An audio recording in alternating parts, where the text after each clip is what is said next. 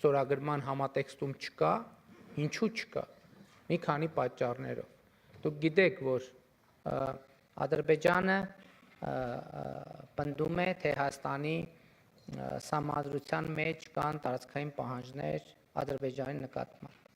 Մինչդեռ 2024 թվականի սեպտեմբերին, երբ Հայաստանի սահմանադրական դատարանը քննում էր Հայաստանի և Ադրբեջանի սահմանազատման հանձնաժողովների համատեղ գործունեության կանոնակարգը, որը իդեպ առաջին միջպետական փաստաթուղթն էր երկկողմ Հայաստանի և Ադրբեջանի միջև, Սահմանադրական դատարանը այդ որոշմանը անդրադարձավ խնդրին և արձանագրեց, որ Հայաստանի Սահմանադրությունում որևէ երկրի նկատմամբ տարածքային պահանջ չկա և նաև դա ինչ կապ ունի սահմանազատման հանձնաժողովների կանոնակարգի հետ, որովհետև ես իմ ելույթում ասացի, որ այդ փաստաթղթում Ալմա-Աթայի հռչակագիրը ֆիքսված է որպես սահմանազատման բազային սկզբունք։ Իսկ Ալմա-Աթայի հռչակագիրը հետևյալի մասին է, այն ընդունել են նախկին խորհրդային 11 հանրապետությունները, երկու հիմնական իմաստ մեր քննարկման համատեքստում կա Ալմա-Աթայի հռչակագրի, առաջինը, որ խորհրդային միությունը դադարում է գոյություն ունենալ այդ հռչակագրում, և երկրորդը խորհրդային հանրապետությունները, ներառյալ Հայաստանը և Ադրբեջանը, իրենց խորհրդային հանրապետությունների տարածքներով դառնում են անկախ պետություններ և ճանաչում են միմյանց տարածքային ամբողջականությունը, սահմանների անխախտելիությունը և այդպես շարունակ։ 2022 թվականի հոկտեմբերի 6-ին Պրահայում Ադրբեջանի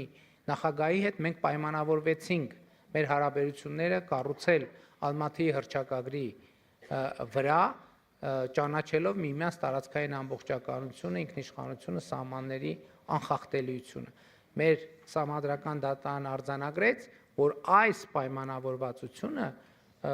որևէ կերպ չի հակասում Հայաստանի Հանրապետության սահմանադրությանը։ Ավելին ասեմ, դուք գիտեք, որ մենք արդեն նախաստորագրել ենք խաղաղության համաձայնագիրը։ Այդ խաղաղության համաձայնագրի տեքստում կրկին հղում կա Ալմա-Աթայի հռչակագրին, որտեղ կողմերը արձանագրում են, որ ընդունելով այն փաստը, որ նախկին խորհրդային սոցիալիստական հանրապետությունները դարձել են անկախ պետություններ և այդպիսին ճանաչվել միջազգային հանրության կողմից, կողմերը ճանաչում են միմյանց տարածքային ամբողջականությունը, ինքնիշխանությունը, սահմանների անխախտելիությունը, չունեն տարածքային պահանջներ մեկը մյուսի նկատմամբ և պարտավորվում են ապագայում չբարձրացնել նման տարածքային պահանջներ։ Այսինքն սա արդեն իսկ նախաստորագրված խաղաղության համաձայնագրում արձանագրված է։ Խաղաղության համաձայնագրում կա նաև մեկ ուրիշ կարգավորում,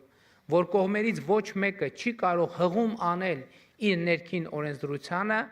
սույն խաղաղության համաձայնագրի իրականացման ձախողումը արդարացնելու համար։ Այսինքն, ինչպես տեսակ, մի կողմից արձանագրված է փոխադարձաբար տարածքային ամբողջականության ճանաչումը, մյուս կողմից ասվում է, որ ներքին օրենսդրությունը չի կարող բերվել որպես արդարացում այդ պայմանավորվածություններից շեղվելու համար։ Ավելին, մեր գործող սահմանադրության մեջ մենք ունենք կարգավորում, որը ասում է,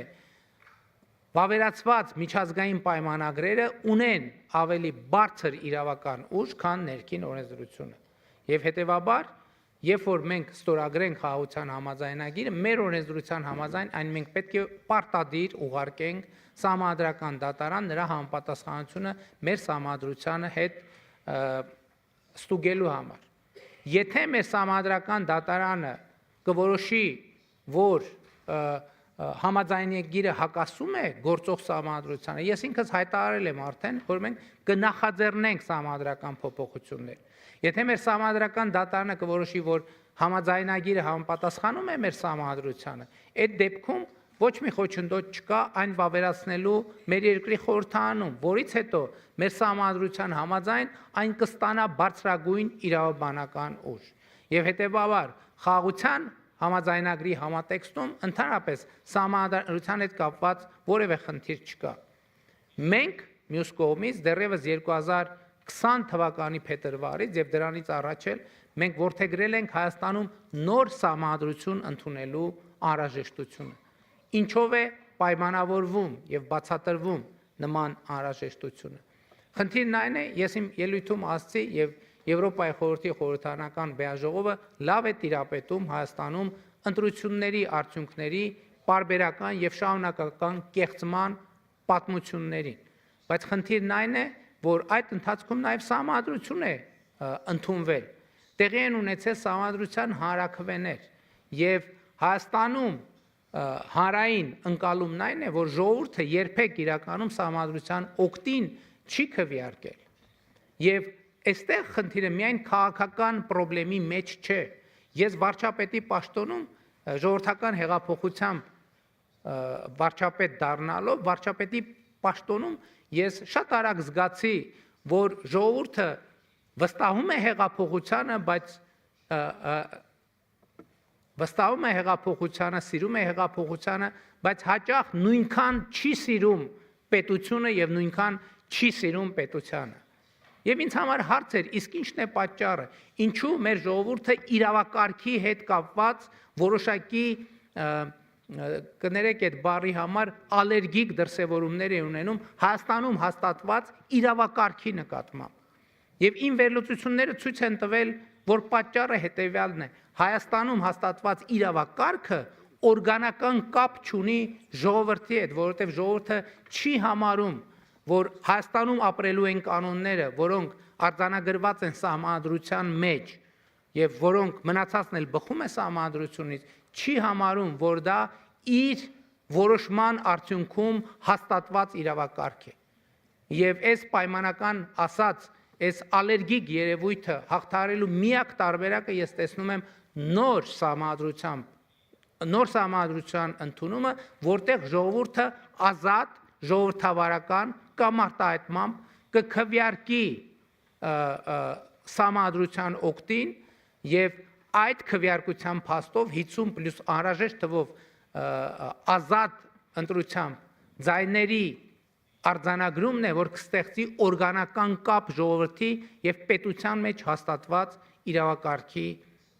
միջև։ Եվ ահա կներեք, ես մի փոքր մանրամասն ներկայացրեցի, բայց կարևոր է այս նրբությունները հասկանալ, որովհետեւ խաղաղության գործընթացին այսօր էլ ոչ մի խոչընդոտ չկա բացարձակապես։ Եվ ընդհակառակը, եթե նույնիսկ մենք ելնենք այն կանխավարկածից, որ իսկ գուցե Ադրբեջանի մտահոգությունները տեղին են, այդ մտահոգությունները հասցեագրելու ամենակարճ ճանապարհը խաղաղության համաձայնագիրը ստորագրելը եւ վավերացման ճանապարհով գնալն է, որովհետեւ հենց այդ պայմանագիրը վավերացվեց եւ Հայաստանի եւ Ադրբեջանի առաջ ձևավորվում է իրավաբանորեն պարտադիր բնույթ կրող արգելք միմյանց նկատմամբ տարածքային պահանջներ ներկայացնելու։ Իսկ սահմանադրության համաձայն արդեն այդ համաձայնագիրը ստանում է բարձրագույն իրավաբանական ուժ, ավելի բարձր իրավաբանական ուժ, քան ներքին օրենսդրությունը։